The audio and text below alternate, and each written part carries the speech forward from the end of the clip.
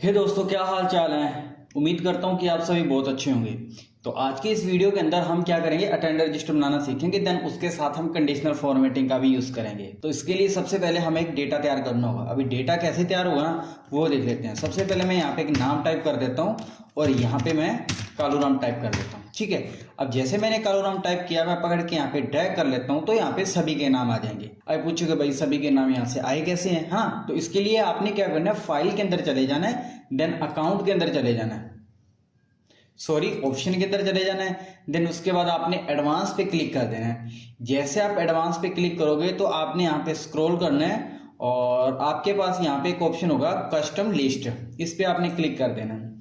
Then यहाँ पे आप जो भी नाम लिखोगे, मैंने यहाँ पे अजय कर दिया, फिर आपने स्पेस देना है, सॉरी अजय नाम लिखना है, फिर कोमा देना है, स्पेस दे देना है। उसके बाद आपने जो भी सेकंड नाम है ना वो लिख देना है, फिर कोमा देना है, फिर स्पेस देना है। इस तरीके से आपने सभी नाम लिख लेने हैं। देन उसके बाद आपने ओके कर देना है। तो उस तरीके से आपके पास लिस्ट आ जाएगी। तो मैंने क्या किया, इस तरीके से सभी की लिस्ट निकाल दी। अभी मेरे को यहाँ पे डेज भी निकालना है। तो डेज के लिए मैं क्या कर देता हूँ कि यहाँ पे SE1 टाइप किया और मैं इस तरह से पकड़ के राइट साइड ड्रैग कर लेता हूँ। ठीक है जी, तो यहाँ पे सैटरडे तक आ गए, संडे को छुट्टी होती है। तो चलिए मैं इसको सिलेक्ट करके यहाँ पे डिलीट कर देता हूँ। अभी यहाँ पे हमें क्या करना है, प्रेजेंट एब्सेंट लीव चाहिए, है ना। तो मैं सबसे पहले ना इस पे बॉर्डर लगा लेता हूँ। तो मैं सिलेक्ट किया और यहाँ पे एक बॉर्डर लगा लेता हूँ। देन इन सभी के अंदर मेरे को P, A और L चाहिए। मतलब क्या चाहिए, P, A और L। P का मतलब प्रेजेंट, A का मतलब एब्सेंट और L का मतलब लीव हो जाएगा वो। तो इसके लिए अब देखिए, एक तो हम मैन्युअली कुछ में A, कुछ में P, कुछ में L करेंगे।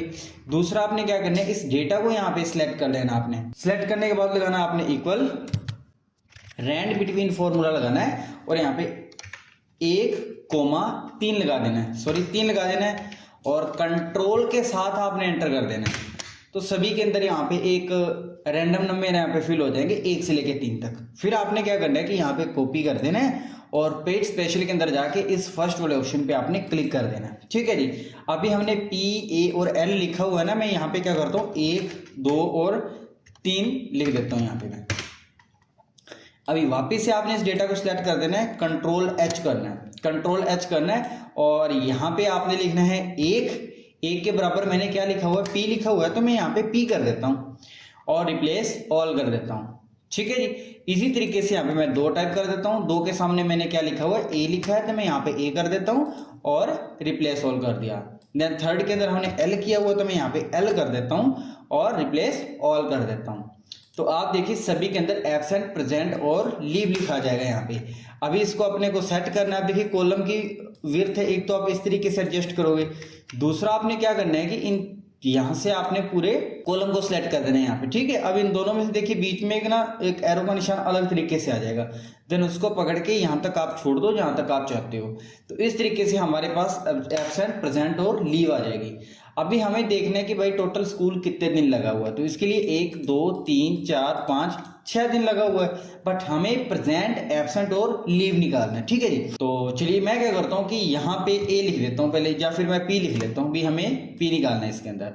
देन इस पे मैं एक बॉर्डर लगा लेता हूँ। तो इसके लिए हमें काउंट इफ फॉर्मूला लगाना है, equal count if range. Range के अंदर आपने इसको सिलेक्ट कर देना है। देन उसके बाद लगाना आपने कोमा, क्राइटेरिया। क्राइटेरिया के अंदर भी हमें P देखना है। तो मैं यहाँ पे इन्वर्टेड कोमा के अंदर P कर देता हूँ और यहाँ से मैंने बंद करके एंटर कर दिया। तो कितनी P है यहाँ पे, एक ही है। देन मैं यहाँ पे P कर लेता हूँ तो यहाँ पर भी आ जाएगी, है ना। तो इस तरीके से हमारे पास डेटा आ जाएगा। देन सभी निकालनी है तो मैं यहाँ पे इसको ड्रैग कर लेता हूँ तो यहाँ पे सभी की आ जाएगी। अभी मेरे को मान लीजिए कि यहाँ पे A निकालना है। तो A के लिए सेम वही फॉर्मूला, काउंट इफ लगाना आपने। देन रेंज के अंदर आपने इस रेंज को सिलेक्ट कर देना है, फिर आपने कोमा लगाना है और इन्वर्टेड कोमा के अंदर आपने A टाइप कर देना है, सॉरी A टाइप करके आपने एंटर कर देना है। फिलहाल यहाँ पे 0 आ जाएगा। मैं डबल क्लिक कर देता हूँ यहाँ पे, तो सभी का आ जाएगा। चलिए जी, हम यहाँ पे एक A कर देते हैं तो इस तरीके से आ जाएगा। ठीक है जी, बट मैं ऐसा नहीं चाहता हूँ। मैं चाहता हूँ कि भाई अगर मैं यहाँ पे P करूँ तो मेरे पास जितने भी P है वो आ जाए। अगर मैं यहाँ पे A करूँ तो जितने भी एब्सेंट है वो यहाँ पे आ जाए। ठीक है, तो इसके लिए मैं क्या करता हूँ कि नई शीट के अंदर चला जाता हूँ और नई शीट के अंदर कर लेता हूँ। चलिए लीव रह चुका है, मैं लीव ही कर लेता हूँ। देन नेक्स्ट शीट के अंदर हम आपको एक अलग तरीके से बता देंगे। तो इसके लिए इक्वल काउंट इफ फॉर्मूला लगाया मैंने, क्राइटेरिया के अंदर आपने इसको सिलेक्ट कर, सॉरी रेंज के अंदर आपने इस रेंज को सिलेक्ट कर देना है, फिर कोमा। क्राइटेरिया के अंदर जी हमें लीव चाहिए तो मैं एल कर लेता हूँ, और सीधा तो करना नहीं है तो मैं इन्वर्टेड कोमा के अंदर किया और एंटर कर दिया, तो यहाँ पे लीव आ जाएगी।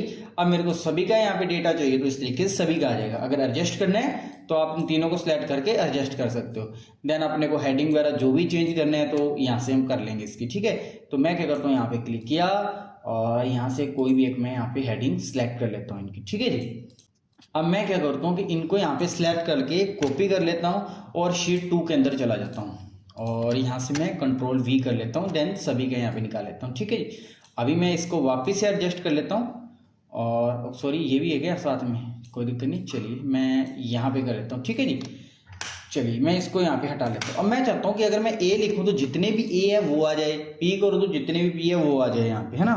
तो इसके लिए सेम वही हम काउंट इफ फॉर्मूले का यूज करेंगे, इक्वल काउंट इफ। रेंज के अंदर आपने इस रेंज को सिलेक्ट कर लिया, ठीक है जी। फिर आपने लगाना है कोमा।